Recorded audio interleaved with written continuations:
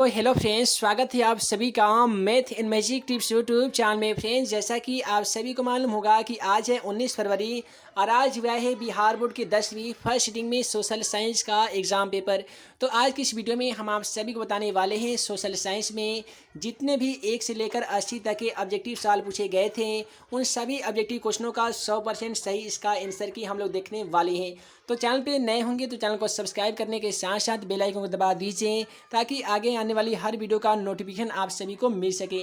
तो यहाँ पे जो हम लोग सेट का आंसर देखने वाले हैं वो सेट हमारा डी है। आपका कोई भी सेट हो सकता है, आप क्वेश्चन देखिएगा और क्वेश्चन को अपने सेट के अकॉर्डिंग मिला सकते हैं।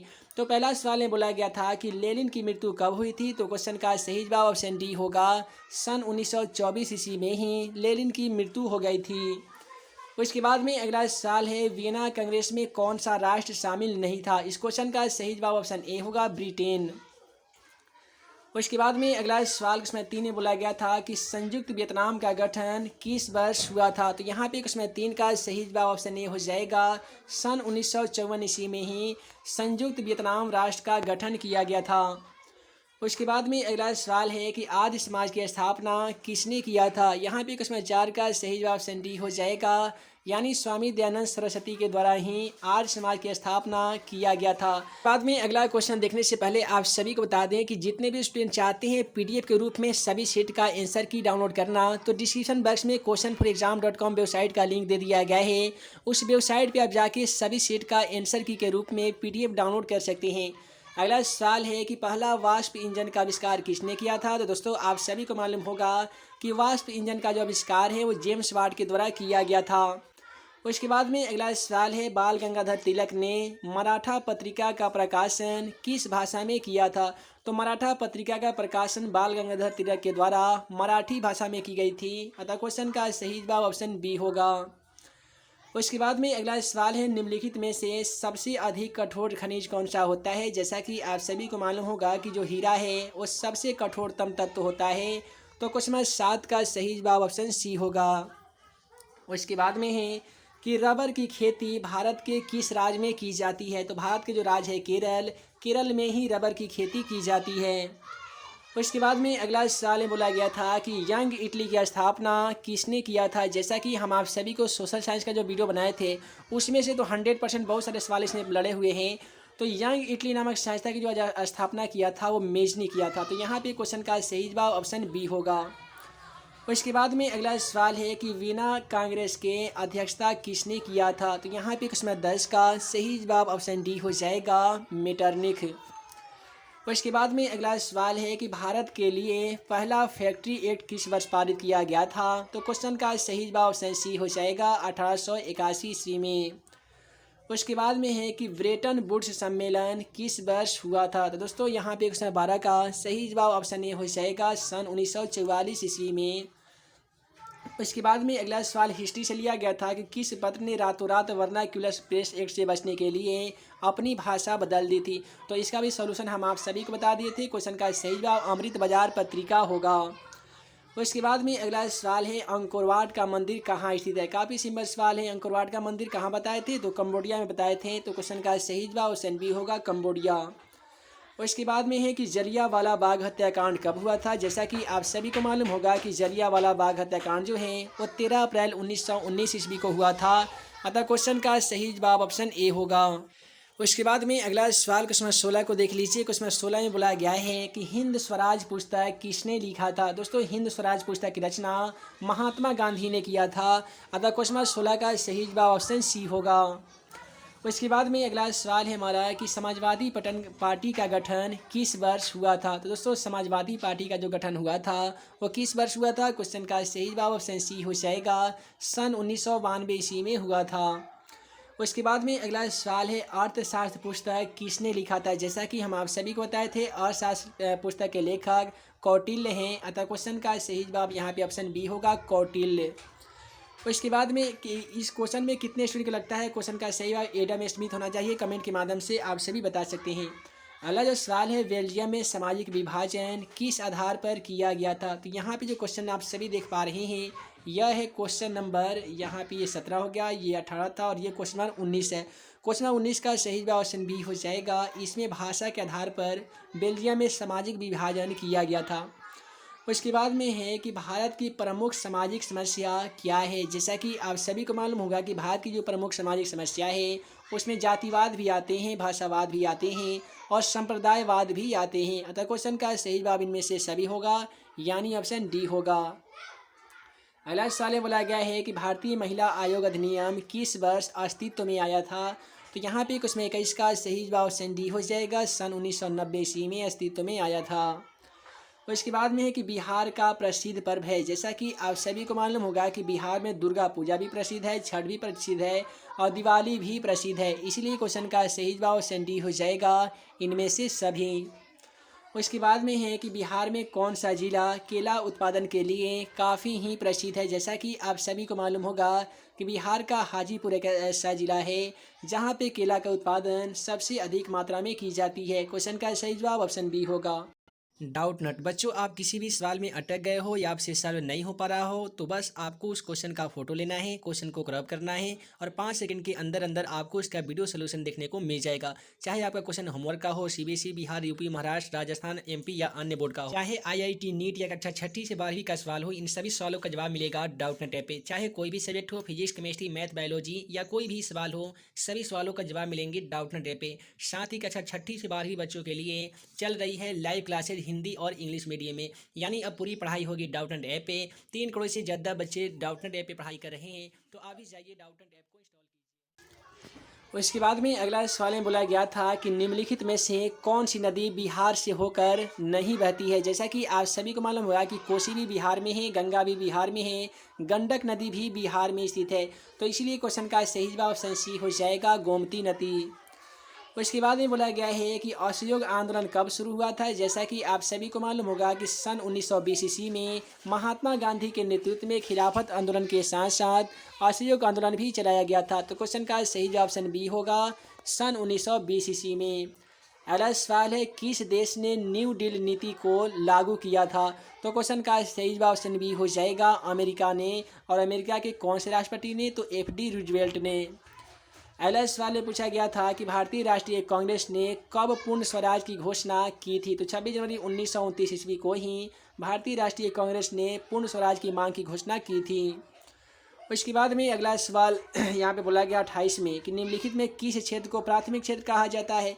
तो आप सभी को मालूम होगा कि प्राथमिक क्षेत्र किसे कहते हैं, तो कृषि क्षेत्र को कहते हैं।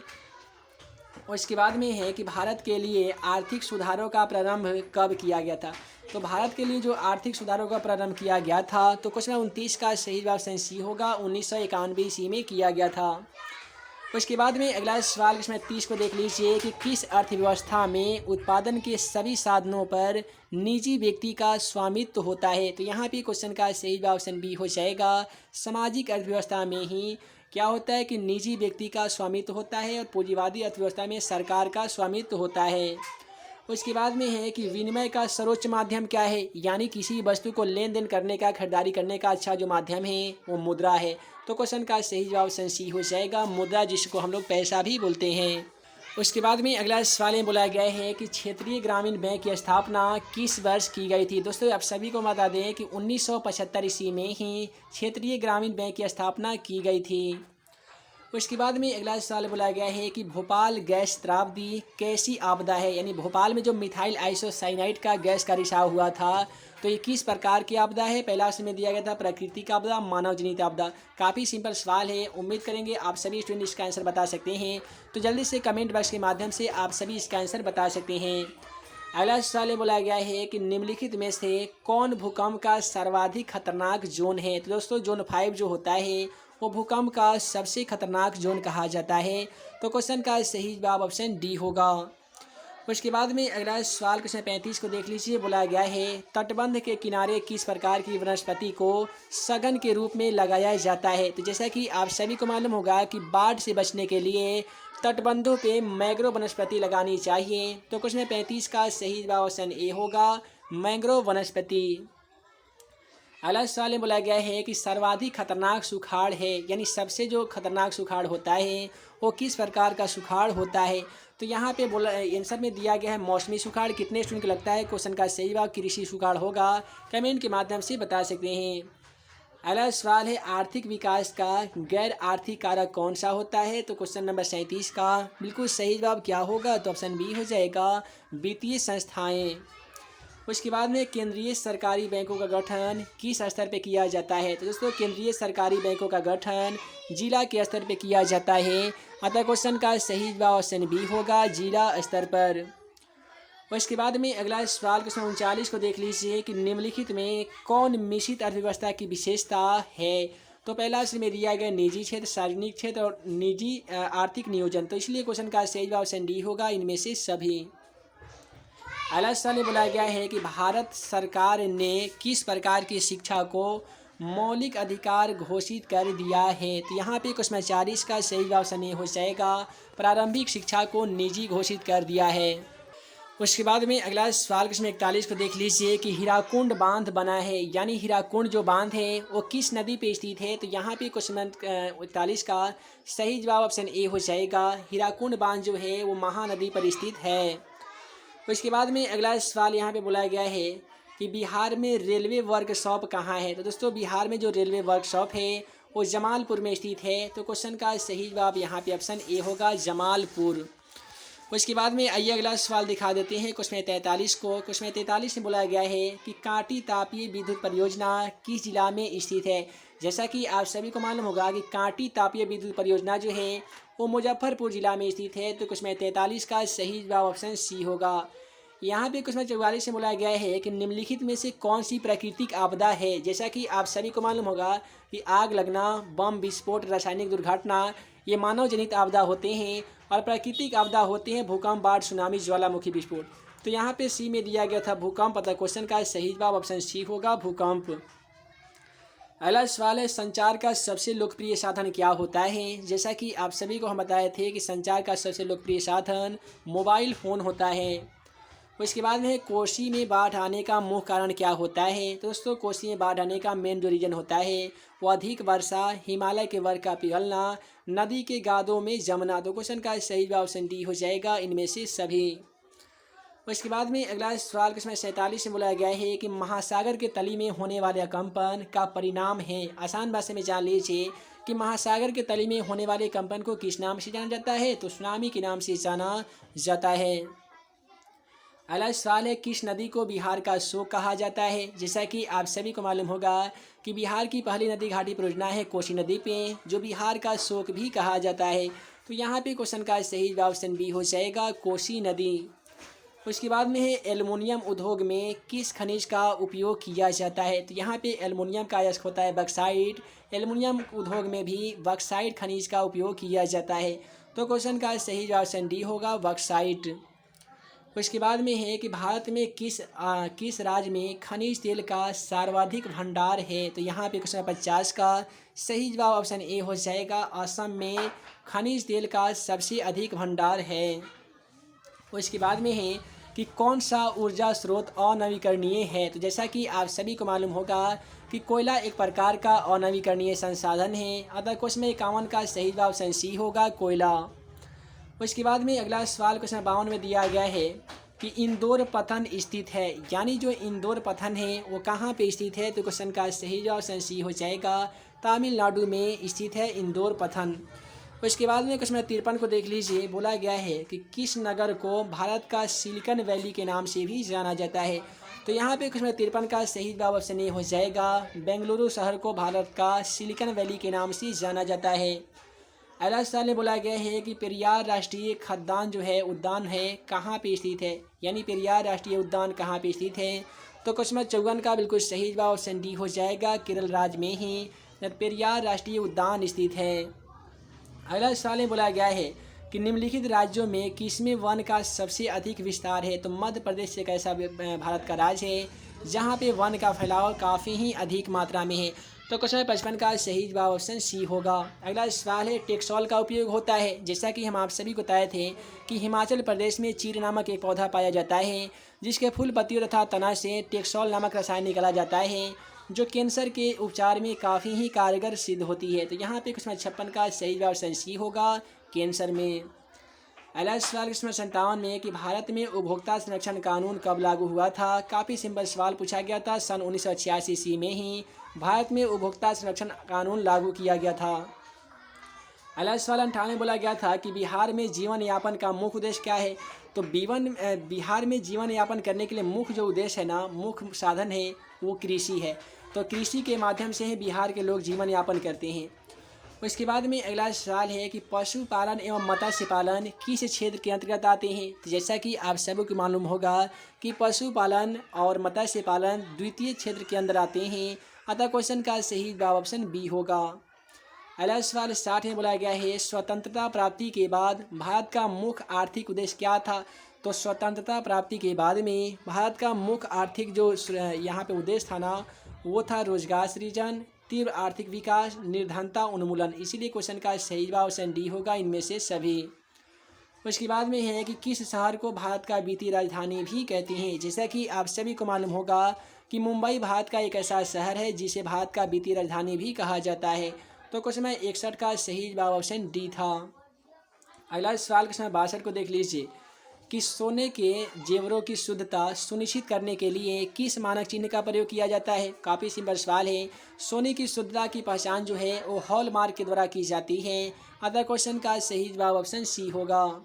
उसके बाद में है वर्ल्ड ट्रेड ऑर्गेनाइजेशन, जिसे हम लोग कहते हैं विश्व व्यापार संगठन, की स्थापना कब की गई थी। काफ़ी सिंपल सवाल है। 1995 में इसकी स्थापना की गई थी। तो क्वेश्चन 63 का सही जवाब ऑप्शन डी होगा। उसके बाद में अगला सवाल 64 को देख लीजिए कि इनमें से कौन सा अधात्वी खनिज है, यानी उस प्रकार के खनिज का आपको नाम बताना होगा जिसमें धातु नहीं पाया जाता है। तो अभ्रक एक ऐसा खनिज है जिसमें धातु नहीं पाया जाता है, अतः क्वेश्चन का सही जवाब ऑप्शन सी होगा, अभ्रक। उसके बाद में बोला गया है कि किस समिति की अनुशंसा पर पंचायती राज प्रणाली की शुरुआत की गई थी। तो यहाँ पे क्वेश्चन का सही जवाब ऑप्शन बी हो जाएगा, बलवंत राय मेहता समिति के द्वारा। उसके बाद में बोला गया है कि झारखंड राज्य का गठन कब हुआ था। दोस्तों जैसा कि आप सभी को मालूम होगा कि झारखंड राज्य का जो गठन है वह हुआ था 15 नवंबर 2000 ईस्वी को। तो क्वेश्चन का सही जवाब ऑप्शन सी होगा। अगला सवाल में बोला गया था कि लोकतंत्र का प्राण किसे कहा जाता है। जैसा कि आप सभी को बताया जाता है कि राजनीतिक दल को ही लोकतंत्र का प्राण कहा जाता है। तो क्वेश्चन 67 का सही जवाब ऑप्शन डी हो जाएगा, राजनीतिक दल को। उसके बाद में है कि बोलिविया में जन संघर्ष का मुख्य कारण क्या था। तो बोलिविया में जो संघर्ष हुआ था इसका जो मुख्य कारण था ना, वो पानी के कीमत में वृद्धि था। तो यहाँ पे क्वेश्चन 68 का सही जवाब ऑप्शन सी भी हो सकता है, पेट्रोल की कीमत में वृद्धि। उसके बाद में अगला सवाल को देख लीजिए। अगला सवाल में बोला गया है कि दल बदल कानून निम्नलिखित में किस पर लागू होता है। जैसा कि आप सभी को बताया गया था कि दल बदल कानून जो है वो सांसदों एवं विधायकों पर लागू किया जाता है। तो क्वेश्चन का सही जवाब ऑप्शन ए होगा। उसके बाद में सवाल में बोला गया है कि लोकतंत्र जनता का जनता द्वारा जनता के लिए शासन है, यह कथन किसका है। काफ़ी सिंपल सवाल है, अब्राहम लिंकन का ही कथन है, लोकतंत्र जनता का जनता द्वारा जनता के लिए शासन है। उसके बाद में अगला सवाल में बोला गया है 71 में पंचायती राज व्यवस्था का निम्नतम स्तर क्या है। तो यहाँ पे क्वेश्चन 71 का सही जवाब ऑप्शन सी हो जाएगा, ग्राम पंचायत। उसके बाद में 72 में बोला गया है कि नगर पालिका किस सूची से संबंधित है। तो नगर पालिका जो है वो 12वीं सूची से संबंधित है। तो क्वेश्चन नंबर 72 का सही जवाब ऑप्शन सी होगा। क्वेश्चन 73 को देख लीजिए कि कान्हा राष्ट्रीय उद्यान जो है वो कहाँ पे स्थित है। दोस्तों कान्हा राष्ट्रीय उद्यान जो है वो कहाँ पे स्थित है, तो ये मध्य प्रदेश में स्थित है, यानी क्वेश्चन का सही जवाब ऑप्शन सी होगा, मध्य प्रदेश। उसके बाद में अगला सवाल 74 को देख लीजिए कि भारत का राष्ट्रीय पक्षी क्या है। जैसा कि आप सभी को मालूम होगा कि मोर जो होता है वो भारत का राष्ट्रीय पक्षी होता है। तो क्वेश्चन का सही जवाब ऑप्शन सी हो जाएगा, मयूर। उसके बाद में है कि निम्नलिखित में किसका उपयोग ताप शक्ति संयंत्रों में तापीय विद्युत उत्पादन में करने के लिए किया जाता है। तो यहाँ पे क्वेश्चन 75 का जो बिल्कुल सही जवाब हो जाएगा ऑप्शन ए होगा, कोयला का। उसके बाद में अगला सवाल देख लीजिए कि दक्षिण भारत में नदी घाटी परियोजनाएं हैं। तो ये दोस्तों दक्षिण भारत में जो नदी घाटी परियोजनाएं हैं उससे हम लोग कहते हैं तुंगभद्रा नदी घाटी परियोजना। तो यहाँ पे क्वेश्चन का बिल्कुल सही जवाब ऑप्शन ए होगा, तुंगभद्रा परियोजना। अगला सवाल में बोला गया है कि बिहार में ताप विद्युत केंद्र कहाँ है। तो जैसा कि आप सभी को मालूम होगा कि बिहार में ताप ऊर्जा केंद्र जो है वो कहाँ पे है, तो ये है बरौनी में। क्वेश्चन नंबर 77 का सही जवाब ऑप्शन बी होगा। 78 को देख लीजिए कि जूट उत्पादन करने के लिए कौन सा देश विश्व में अग्रणी है। तो यहाँ पे कौन ऐसा देश है जो जूट के उत्पादन में सबसे आगे है, तो उस देश का नाम है बांग्लादेश। क्वेश्चन का सही जवाब ऑप्शन ए हो जाएगा, बांग्लादेश। उसके बाद में अगला सवाल क्वेश्चन 79 को देख लीजिए, अंगोरा ऊन का स्रोत क्या है। तो जैसा कि हम आप सभी को बताए थे कि अंगोरा ऊन जो है वो अंगोर बकरी के रोए से प्राप्त किया जाता है। अतः क्वेश्चन का सही जवाब ऑप्शन बी होगा। अगला सवाल है, नागार्जुन सागर नदी घाटी परियोजना किस नदी पर बनी है। तो दोस्तों जैसा कि आप सभी को मालूम होगा, नागार्जुन सागर नदी घाटी परियोजना कृष्णा नदी पर स्थित है।